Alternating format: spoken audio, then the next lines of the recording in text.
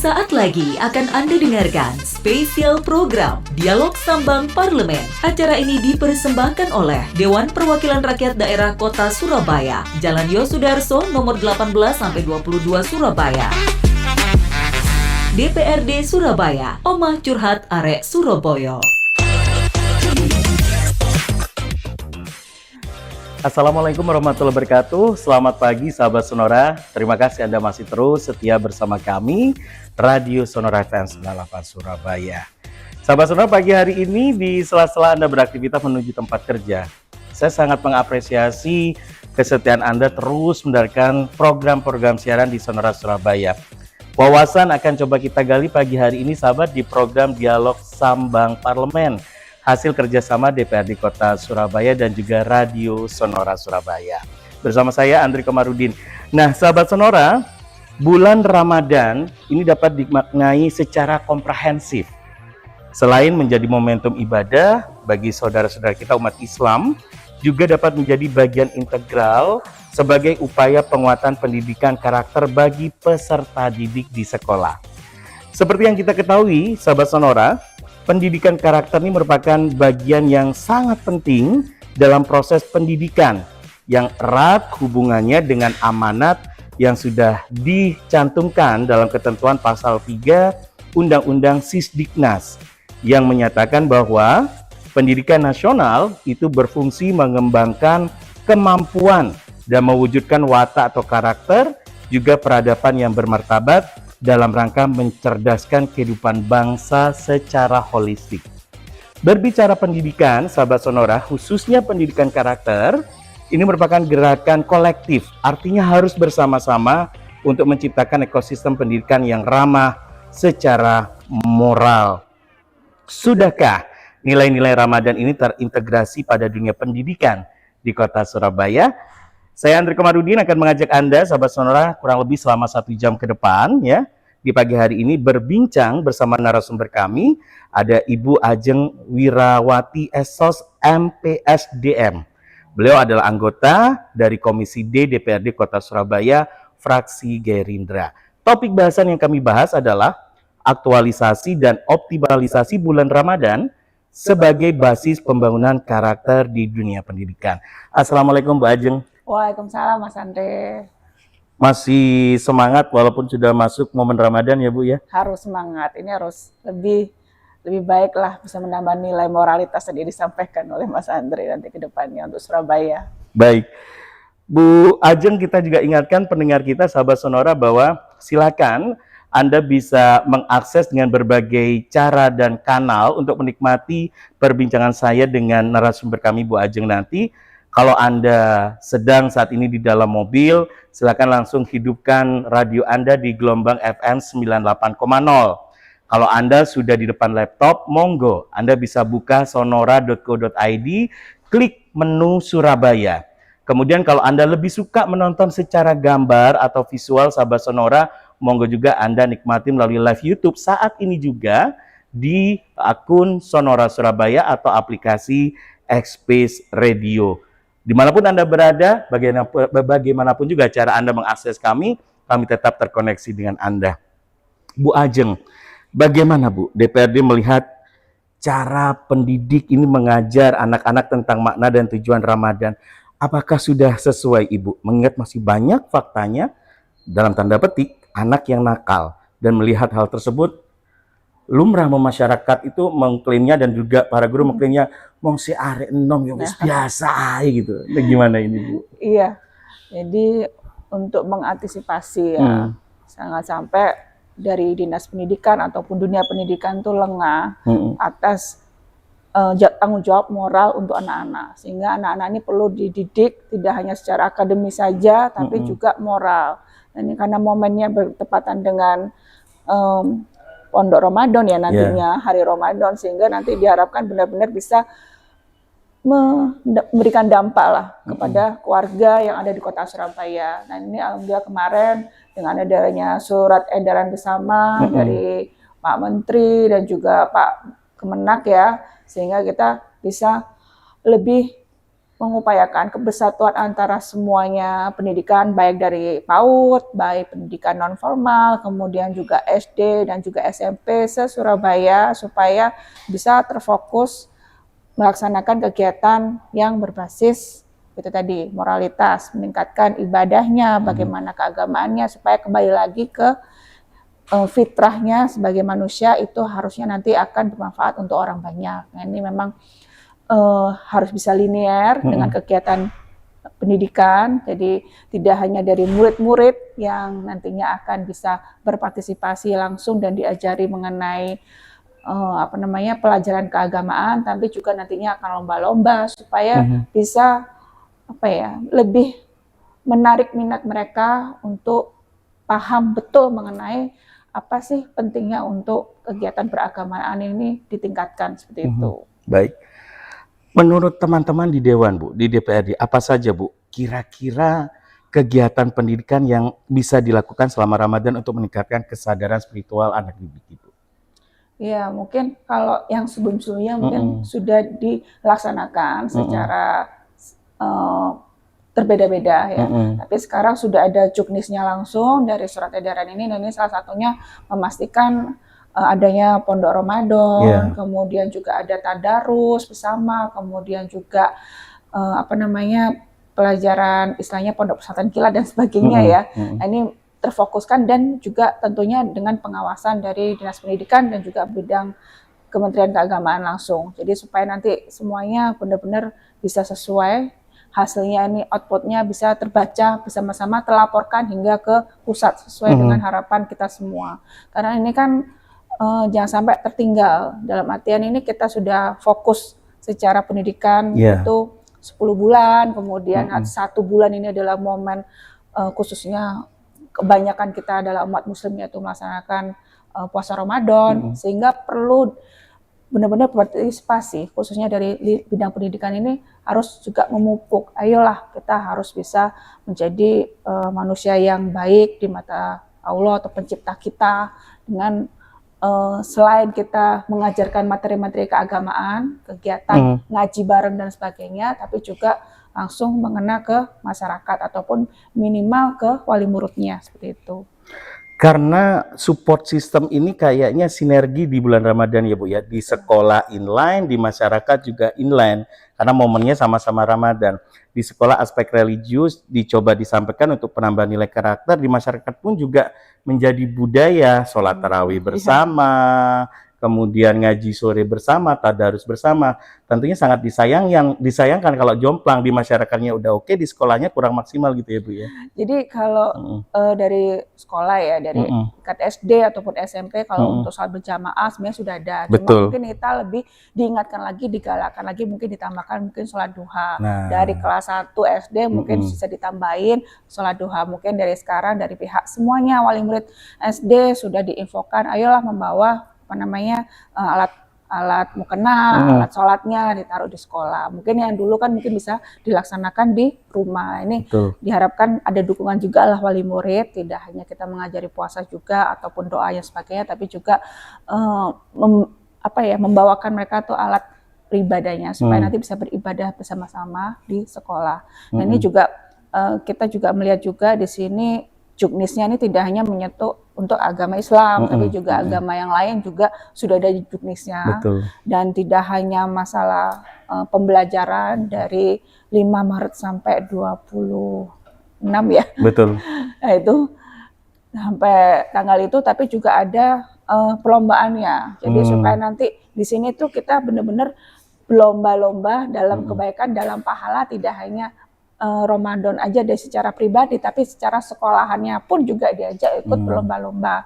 Dan ini kan baru pertama kali yang ada di Kota Surabaya, sehingga besar harapan kita DPRD ini benar-benar bisa melihat dan bisa dirintis hingga keberlanjutan supaya nanti nilai-nilai ini yang mungkin sudah diapresiasi di tingkat sekolah, tingkat pemerintah kota, bisa langsung ke tingkat mungkin RW-nya, minimal ada puspaganya, bisa lebih digalakan dan juga membuat penghargaan apresiasi semacam itu, supaya tadi saya disampaikan oleh Mas Andre, anak-anak kita ini tidak terjebak ke suatu hal yang nakal-nakal ya. Nah, jadi lebih diarahkan terbiasa dengan berlomba-lomba untuk meningkatkan nilai moral itu tadi. Baik, kalau berbicara kenakalan anak muda berbagai tingkatan sekolah ya, khususnya anak muda yang mulai SMP SMA di bulan Ramadan, itu biasanya ada kenakalan yang dibalut tradisi, perang sarung gitu ya. Nah ini tentu saja apa ya solusi yang pas formulasinya kira-kira ya Bu Ajeng ya, kalau memang Ramadan ini dijadikan momen untuk pembentukan karakter religius secara bersama. Iya, itu sangat merisaukan ya, ada perang sarung seperti itu. Nah ini jelas sekali bahwa memang suatu kegiatan itu tidak boleh terpatah-patah, separitas seperti itu. Jadi harusnya dari sisi mungkin anak-anak yang biasanya sholat bersamaan, berjamaah di masjid gitu ya, ya itu juga harapnya juga terlintas juga dari pendidikan juga mendampingi, ataupun dari sekian pondok pesantrennya harus juga berkolaborasi dengan RW setempat. Dan ini pasti kan kita sudah ada sinergi juga ya dengan lintas juga dengan pihak Bambing Kaptibnas, kemudian dari kepolisian. Jadi semuanya bersama-sama memberikan arahan kepada anak-anak ini. Jadi janganlah kita malah mungkin anak-anak ini karena sudah punya banyak energi, waktu luang mungkin yang tidak terfasilitasi oleh pemerintah kota dan tidak diarahkan oleh para tokoh masyarakat setempat sehingga teralihkan ke tadi yang suatu hal yang negatif, entah tawuran atau perang sarung. Nah, ini kan ada suatu celah ya. Betul. Sehingga harapannya nanti ke depan dengan program yang tadi nantinya kita adakan dimulai dari pendidikan, diharapkannya benar-benar bisa menelurkan dan berkontinu lah ke setiap lini masyarakat. Gitu. Berarti harus ada wadah kegiatan yang cukup padat untuk memfasilitasi energi besar yang dimiliki oleh anak muda ini ya Bu ya di bulan Ramadan. Betul, karena ini memang contohnya saja kita kemarin tahun lalu di Komisi D kita sudah ada perda mengenai Karang Taruna. Itu infonya kita sudah meminta adanya sedikit fasilitasi untuk Karang Taruna untuk memberdayakan diri mereka untuk warga sekitarnya. Mungkin selama ini mungkin belum terfasilitasi, tapi harapannya dengan adanya Pondok Ramadan ini mungkin bisa memberikan ruang para Karang Taruna memberdayakan para adik-adik sekalian, mengajak entah sinau bareng atau entah mungkin kerja bakti bareng dan juga mungkin berbuat sosial amal soleh membagikan takjil bareng. Nah, itu lebih bermanfaat lagi ke depannya. Baik. Gitu. Bu Ajeng, tentu ada upaya Ibu untuk mengintegrasikan nilai-nilai Ramadan ini dalam kurikulum sekolah, Ibu ya. Apakah hal ini sudah berjalan Bu di Surabaya, Ibu? Ya, kurikulumnya ini kan sekarang adalah kurikulum merdeka, sehingga setiap sekolah bisa mengajukan program kegiatan yang sesuai dengan karakteristik siswanya. Tentu saja yang keagamaan ini menjadi prinsip ya yang harus diinputkan ke dalam kurikulum kegiatan mereka. Kalau memang ini adalah harusnya nanti ke depannya bisa lebih banyak lagi, tidak hanya masalah mungkin sholat berjamaah ataupun mengaji atau mungkin bahkan kegiatan lainnya, mungkin puasa bareng, Senin Kamis bareng. Nah itu harapannya bisa lebih meluas. Dan ini memang sepenuhnya diawasi oleh Dinas Pendidikan, tapi harapannya sudah ada minimal syarat teknis lah supaya benar-benar memastikan Kota Surabaya pendidikannya sudah meningkat untuk keberagamannya ataupun kurikulumnya seperti tadi disampaikan. Oke. Ibu, kalau melihat dari aspek peran guru kali ini Bu ya, khususnya dalam membantu siswa untuk memahami dan menghayati pembentukan karakter melalui nilai-nilai di bulan Ramadan ini, sejauh ini kalau kita lihat tuh kayaknya terbagi dua kelompok Bu. Ada guru yang serius ngebantu anak-anak untuk perbaikan karakter yang luar biasa, tapi faktanya di lapangan juga ada guru yang sekedar memberikan tugas ya. Udahlah kalau tarawih nanti minta tanda tangan ya sama ustadznya di rumah gitu. Apakah ada evaluasi Bu tentang hal ini Bu di teman-teman Dewan?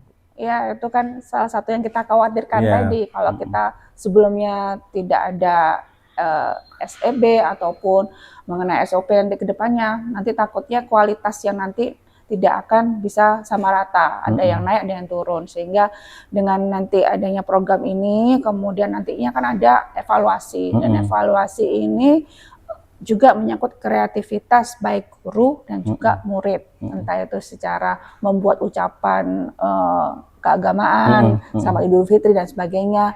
Nah, ini nanti akan bisa terlihat dari pihak Dinas Pendidikan harus bisa mengevaluasi mana saja sekolah yang masih belum maksimal, optimal untuk pendampingannya untuk kurikulum keagamaan. Nah, ini kita perlu juga hadirkan dalam artian tuh tanya dulu kendalanya apa, apakah kekurangan guru agama ataupun hal yang lain, ataupun kekurangan kesalahan dalam manajemen untuk waktu menyisipkan akademis dan keagamaannya kurang, terus seperti apa. Jadi butuh nanti ke depannya ada pelatihan dulu ya untuk para kepala sekolah dan juga para guru SDM-nya, supaya kita punya ada standar minimal apa tuh yang disebut keberagamaan itu, dan juga bagaimana kita mencapai indikatornya itu tadi. Yeah. Oke. Makin seru obrolan kita, sahabat Sonora, kalau kita berbicara tentang apa ya, upaya pembentukan karakter itu sangat kompleks ya Bu ya. Betul. Permasalahannya bukan hanya dari kemampuan SDM-nya saja, tetapi harus ada support system dari semua aspek ya Ibu ya. Oke. Ibu tentu akan menjadi pembeda Bu jika puasa ini dikaitkan dengan pendidikan karakter. Nah Bu Ajeng, sejauh ini apakah sudah berjalan Ibu, dan bagaimana cara mengajarkan anak-anak tentang pentingnya berpuasa dan berbagi selama Ramadan, khususnya bagi mereka yang masih duduk di bangku SD atau tingkat yang lebih bawah, PAUD, TK gitu, gimana Ibu? Betul.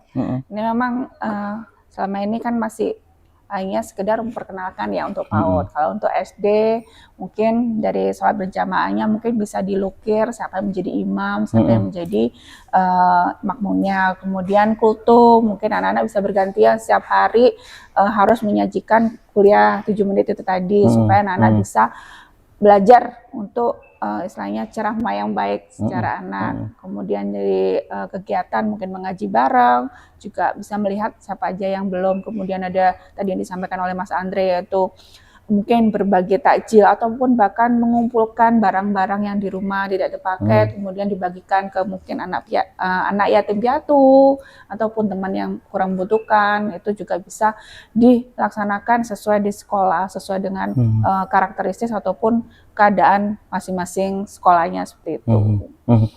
Ada yang kemudian mempertanyakan gini Bu Ajeng, ini tanggapan-tanggapan yang ada di masyarakat luas.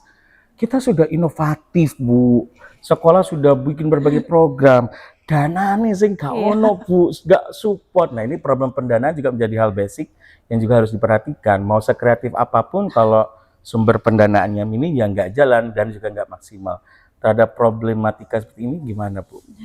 Kalau mengenai dana ya, yang jelas kita dari DPRD mengingatkan dan menegaskan tidak boleh ada pungli. Jadi apapun dana itu harus bersifat sukarela dan memang atas minat kebersamaan antara tujuan program kegiatan yang ingin dicapai dan juga kesiapan dari wali murid. Karena mau tidak mau kan wali murid ini kan jangan sampai komplain ke kita karena kerepotan, bahkan harus mengeluarkan uang yang tidak sesuai dengan kehidupan sehari-harinya. Sehingga kita juga terus mengingatkan kepada sekolah membuat program yang minimal bisa terasa ke semuanya anak. Jadi kalau berbagi, anak-anak walaupun anak murid itu sama-sama kekurangan, tapi tetap bisa merasakan apa sih berbagi dengan orang lain seperti itu. Jadi setiap anak-anak harus punya kesempatan untuk masuk ke dalam program kegiatan, entah itu berbagi, entah itu menjadi imam, entah itu menjadi kultum, harus punya kesempatan. Tapi tidak boleh memberatkan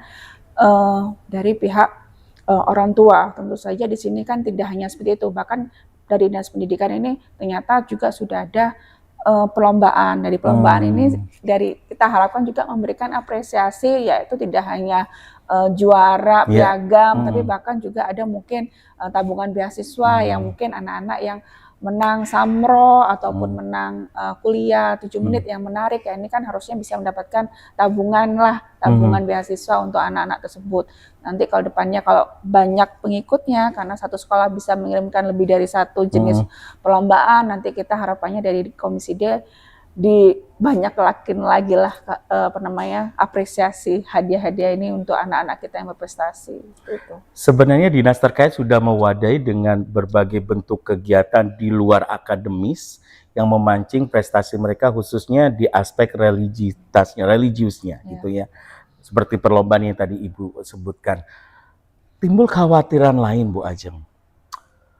Setelah momen Ramadan ini nggak akan bertahan lama. Pembentukan karakter itu akan kembali ke setelan awal lagi gitu loh, ke mode yang dirasakan hanya momentum saja Bu, pembentukan karakter ini. Padahal kita pengennya itu melekat sebagai pembentukan karakter yang semakin membuat anak itu berperilaku makin baik, punya tanggung jawab dan dewasa dalam mengambil keputusan. Nah, kaitannya dengan kekhawatiran seperti ini gimana nih Bu Ajeng? Ya, itu khawatir yang lumrah ya, dalam artian kita dari sisi sistem pemerintahan, sistem pendidikan kita sudah mengevaluasi, kemudian juga dari sistem kurikulum, tapi ternyata ada saja untuk anak-anak ini menjadi masa depannya kurang cerah seperti itu ya disampaikan oleh Mas Andre, sehingga perlulah kita menghalangi berbagai macam tantangan ataupun godaan mereka supaya mereka tuh berbuat kejahatan ataupun berbuat penyalahgunaan, baik itu narkoba, tawuran dan lainnya, sehingga memang butuh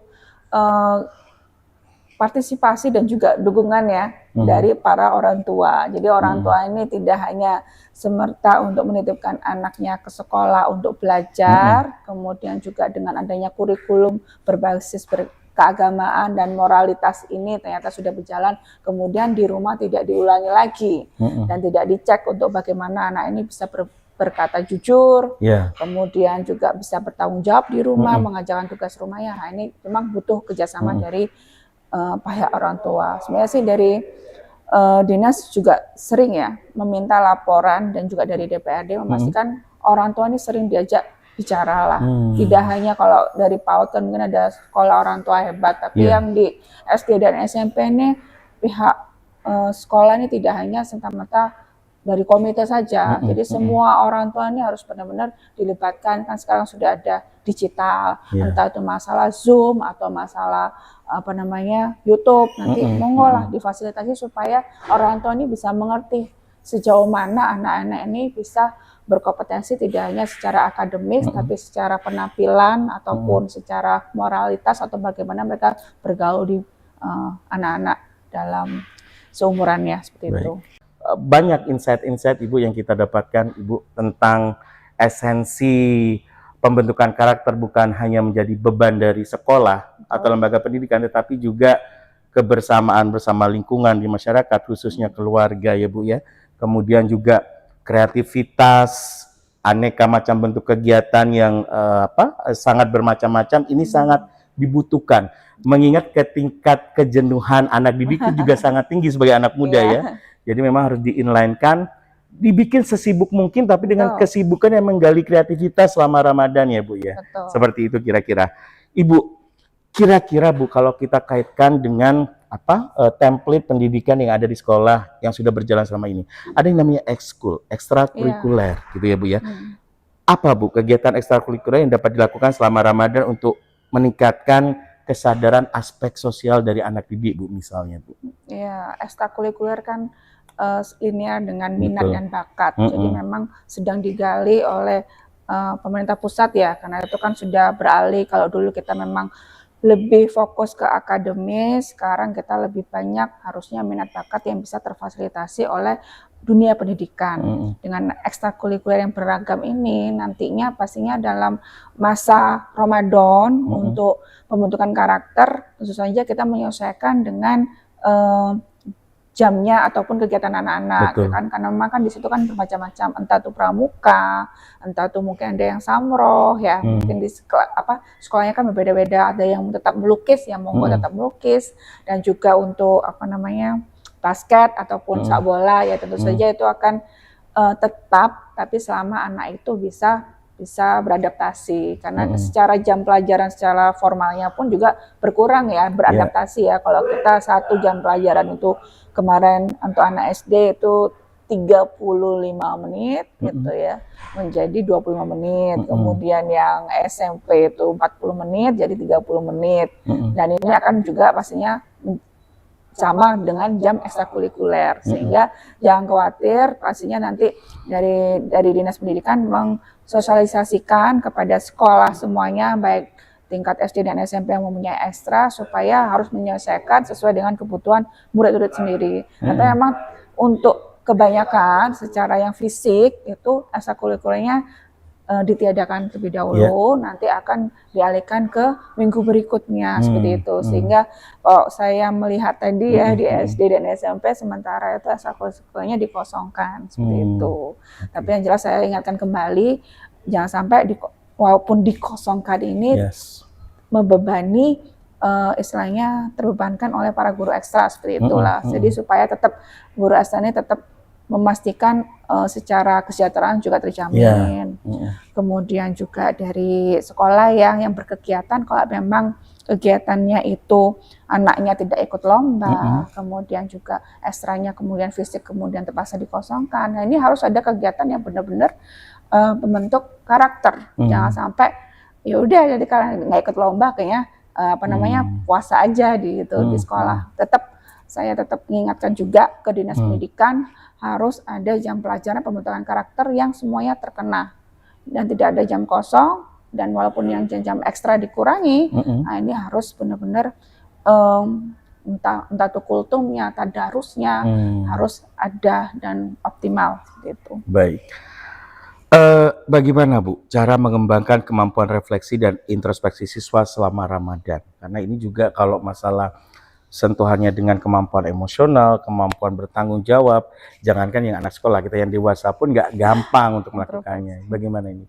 Iya, introspeksi memang tidak mudah ya, tapi paling tidak anak-anak ini kan dengan pembentukan karakter di bulan Ramadan, salah satu fungsinya adalah mengetahui lagi lah, belajar keteladanan atas Nabi Muhammad ataupun nabi-nabi dari secara Islami ya, sehingga mereka bisa mengerti dan juga mengidentifikasi sikap-sikap apa sih yang diperlukan untuk murid kita supaya menjadi generasi emas sesungguhnya seperti itu. Nah, ini diharapkannya ini guru pun juga mengerti betul mengenai apa yang ingin dicapai, tidak hanya semata-mata tugas dari guru agama, tapi juga guru wali kelas, guru pelajaran lainnya tetap harus mengingatkan bagaimana keteladanan untuk tokoh-tokoh supaya anak-anak ini bisa mengintrospeksi dan juga mencontoh dari tauladan untuk tokoh Islami seperti itu, harapannya itu. Dan jadi juga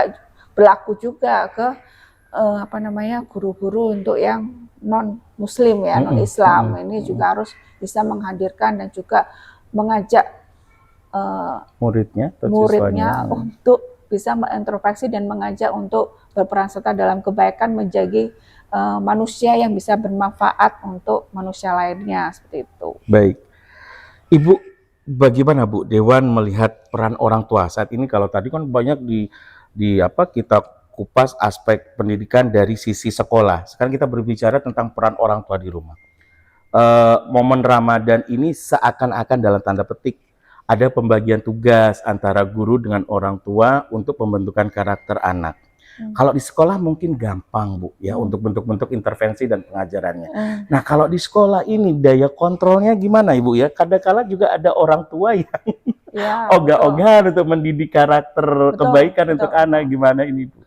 Iya, itu memang suatu permasalahan yang menjadi masalah ya, khususnya di kota Surabaya ini, karena para orang tua ini kurang berperan serta dalam membentuk karakter moralitas anak-anak. Hanya sekedar menitipkan anak di sekolah, kemudian anaknya waktu pas sampai di sekolah dibiarkan untuk bermain saja, bahkan tidak mengecek sejauh mana anak-anak ini berhasil untuk memahami mata pelajarannya, mendampingi pembelajarannya atau belajar PR-nya lah. Dan ini kan mungkin takutnya didampakkan dari PPDB zonasi ya, mungkin sering-sering dikaitkan seperti itu, sehingga para orang tua ini semakin kurang aware mengenai kompetensi sebenarnya dari anak. Sehingga kita juga terus mengingatkan pada pemerintah kota supaya terus mengevaluasi, mengajak bicara para orang tua bahwa dunia digital itu menjadi tantangan. Anak-anak mungkin dengan dunia sekolah mungkin hanya 4 jam, 6 jam sekolah ya. Tapi pada saat di rumah ternyata dibawakan TV ataupun handphone, itu mungkin jamnya bisa sampai bergadang. Itu kan menjadi tantangan sendiri. Sehingga kita selalu terus mengingatkan dinas pendidikan supaya ayo mengajak peran serta orang tua untuk memerangi, mengajak untuk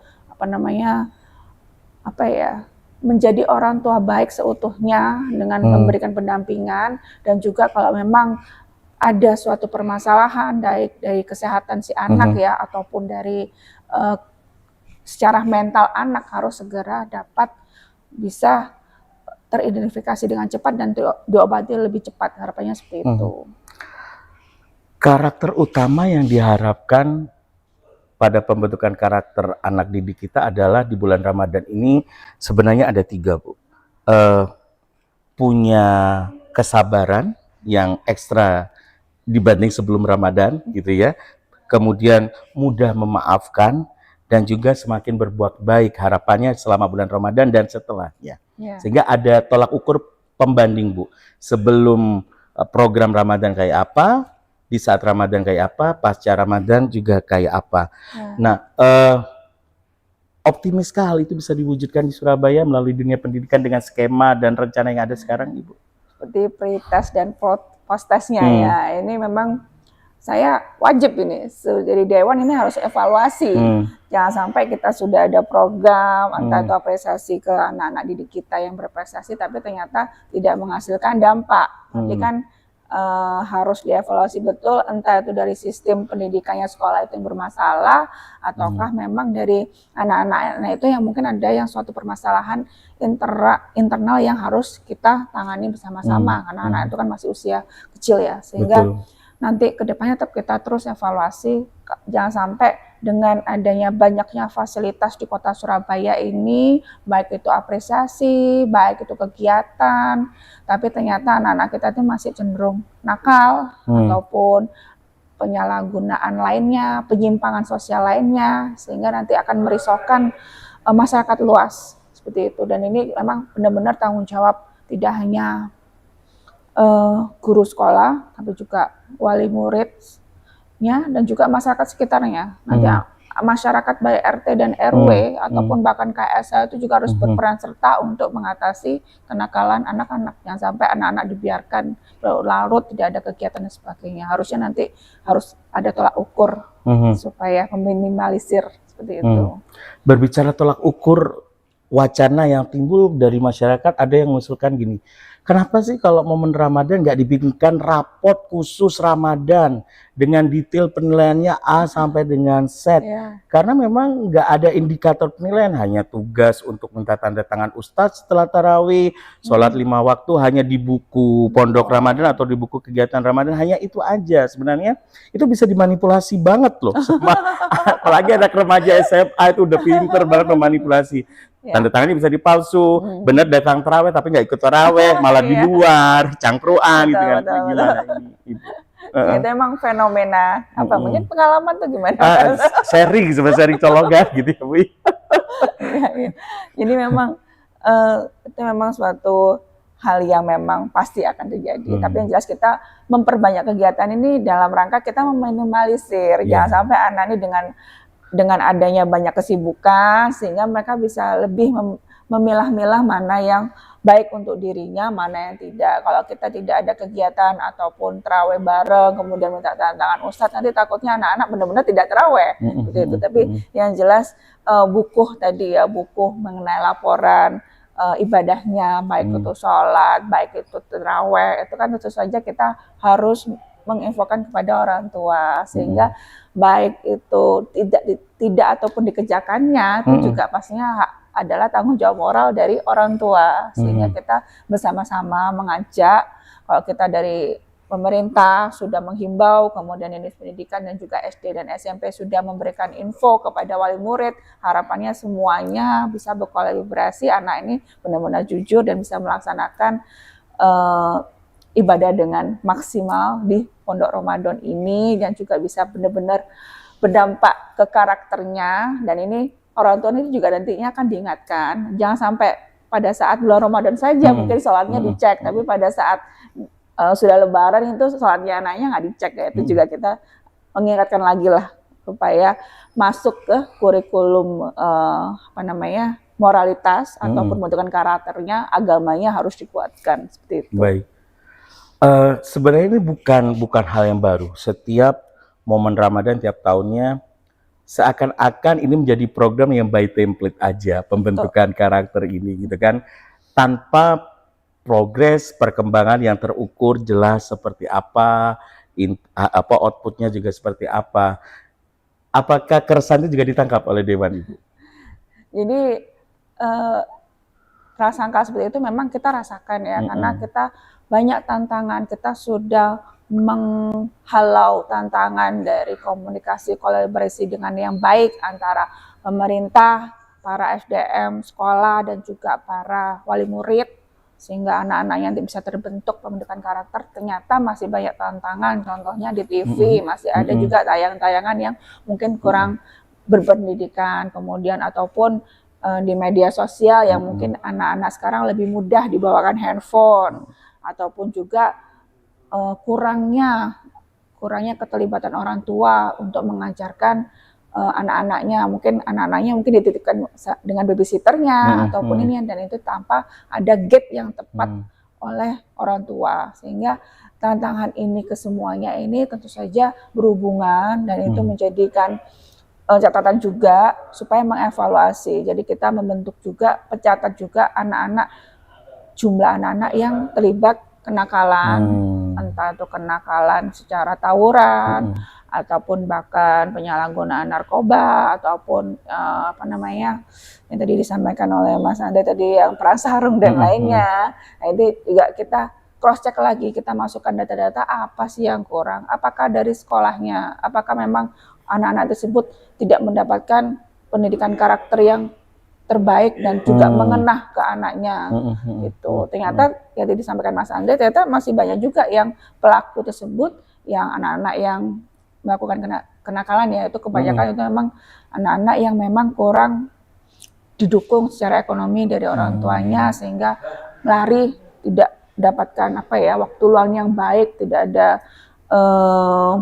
aktivitas yang positif, tidak diarahkan ke masjid, tidak diarahkan kemana, sehingga jadi kenakalan, ataupun bahkan anak-anak yang putus sekolah, sehingga yang sangat secara internalnya, mentalnya malu ya, mungkin tidak sesuai dengan itu, akhirnya tidak bisa menyelesaikan masalah sendiri, akhirnya tetap bergabung dengan kenakalan anak seperti itu. Tentu saja ini kita mengantisipasi dari banyak hal, dan juga kita tidak boleh menghilangkan ya.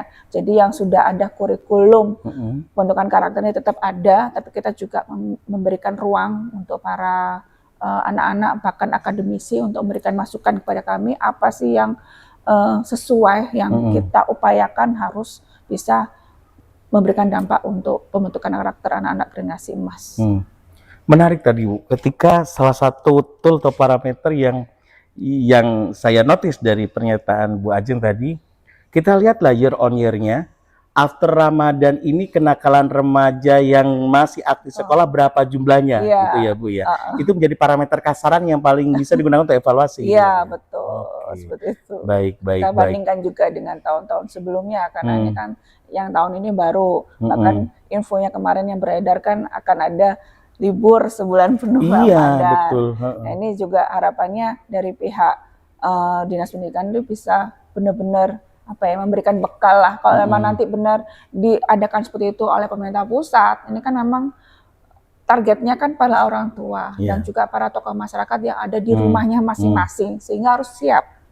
Jangan sampai anak-anak nakal ini yang disalahkan tidak hanya orang tua, tapi juga sistem pendidikannya seperti apa, sistem lingkungan seperti apa, sehingga perlu ada kesiapan dan tanggung jawab lagi nanti ke depannya. Karena perilaku nakal itu hanya output perilaku ya. Betul. Faktor pencetus dan penyebabnya sangat kompleks juga harus dicari tahu gitu ya. Baik, sahabat Sonora, obrolan kita semakin seru ya. Ibu, kalau kita juga berbicara tentang kayaknya ya, dengan perubahan kepemimpinan baik di tingkat nasional maupun di daerah, semua kebijakan itu ingin menimbulkan sesuatu yang baru sebagai bentuk inovasi, termasuk juga pembentukan karakter di dunia pendidikan.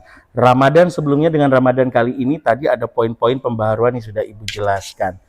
Artinya masih belum digunakan sebagai komparasi, Bu, pembanding antara Ramadan sebelumnya dengan Ramadan kali ini sebagai poin penilaian keberhasilan sebuah program kegiatan pembentukan karakter di Ramadan, Ibu, atau gimana? Sebenarnya sudah ya, dalam artian tuh kalau yang dulu ini kan sudah berbasis kurikulum merdeka, Betul. dan juga pastinya pembentukan karakter ini ada juga minat dan bakat. Tetapi belum ada suatu juknisnya ataupun poin-poinnya saja. Dan ini kita sebagai pemerintah daerah ya harusnya sudah inovasi dari sebelum-sebelumnya, sehingga yang sekarang ini walaupun baru diadakan karena memang ada suatu materi yang harus disampaikan lah, kurang lebih entah itu kegiatannya ini dilaporkan ke pusat. Kalau dulu mungkin tidak dilaporkan ke pusat, dan sekarang bedanya seperti itu. Tapi yang kita dari DPRD tentu saja kita melihat secara dampaknya itu langsung ke anak-anak. Jadi kita tidak perlu melihat laporan ke pusat, tapi bagaimana nanti ke depannya anak-anak tidak menjadi nakal seperti itu. Dan ini memang perubahan kebijakan selama pemerintahan yang baru itu adalah adaptasi ya, saya kira seperti itu. Dan ini memang masih sampai sekarang masih banyak pergolakan karena karakteristik secara Indonesia pun berbeda. Bahkan Surabaya kita sudah banyak budaya, banyak ras, sehingga kita ini harus benar-benar memfasilitasi dengan sesuai dan sangat objektif itu. Dan salah satunya ya memastikan SD dan SMP itu merata di setiap kota Surabaya, benar-benar gratis nanti kebanyakan orang warga kota Surabaya yang bisa mengakses. Baik, Ibu, yang terakhir, kalau obrolan menarik mengalir itu sampai waktu udah nggak kerasa, tapi ini terakhir pertanyaan saya yang terakhir, Ibu. Kira-kira Bu Ajeng, kegiatan apa saja Bu yang bisa dievaluasi untuk bisa dilakukan dan diteruskan setelah Ramadan ini untuk menilai pemahaman dan pengingitan siswa tentang pembentukan karakter baik itu tadi, dan kira-kira saran dan harapan DPRD di bulan Ramadan kali ini khususnya di dunia pendidikan di Kota Surabaya seperti apa, monggo Ibu? Iya, harapannya nanti dengan adanya program yang pembentukan karakter ini harus tidak boleh berhenti, harus ada berkelanjutannya, baik itu buku ibadahnya dan juga laporan untuk kegiatan amal ataupun kegiatan ibadahnya harus bisa dilaporkanlah dari pihak wali murid ke para guru. Jadi supaya guru ini juga aware dengan pembentukan karakter dan moralitas yang dilakukan di rumah. Kemudian dari kita, dari Dewan, dan juga mengharapkan pemerintah memberikan ruang yang banyak untuk pembentukan karakter secara moralitas. Jadi kegiatan entah itu anak-anak pengajian bareng tidak hanya di sekolah, tapi juga di warga masyarakat harus difasilitasi, baik di RW dan sebagainya. Kegiatan-kegiatan yang khusus perkampungan lah, supaya tidak teralihkan kegiatan yang negatif. Kemudian juga memperbanyak untuk ruang anak-anak dari PAUD, mungkin contohnya untuk manasik haji ataupun yang lainnya, itu banyak untuk pilihan optionnya untuk melaksanakan pembentukan karakter secara moralnya. Jadi tidak terbatas. Secara pendidikan ini harus holistik tadi yang disampaikan oleh Mas Andre. Harapannya nanti ke depannya kita lebih banyak mengevaluasi dan memperbanyak inovasi untuk pembentukan karakter. Baik. Ibu Ajeng Wirawati Esos, MPSDM, anggota Komisi D DPRD Kota Surabaya, fraksi Gerindra. Matur nuwun, terima kasih Bu untuk obrolannya ini. Banyak insight yang kita dapatkan Ibu, pencerahan ya terkait dengan menjadi harapan semua pihak, semua kalangan, tidak hanya pemerintah tapi para stakeholder terkait dan juga masyarakat. Ramadan kali ini benar-benar harus produktif ya Ibu ya. Benar-benar harus bisa mewujudkan kebaikan karakter yang lebih baik dari tahun sebelumnya untuk anak-anak didik kita. Dan tentu saja itu bukan PR pemerintah belaka, tapi harus ada support system dari masyarakat luas, terlebih keluarga sebagai bagian terkecil.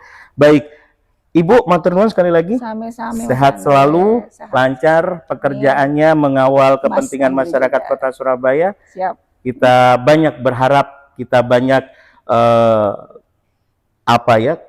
kontribusi dari teman-teman Dewan untuk mengawal kepentingan kami, Bu, masyarakat luas. Matur nuwun sangat, Ibu Ajeng.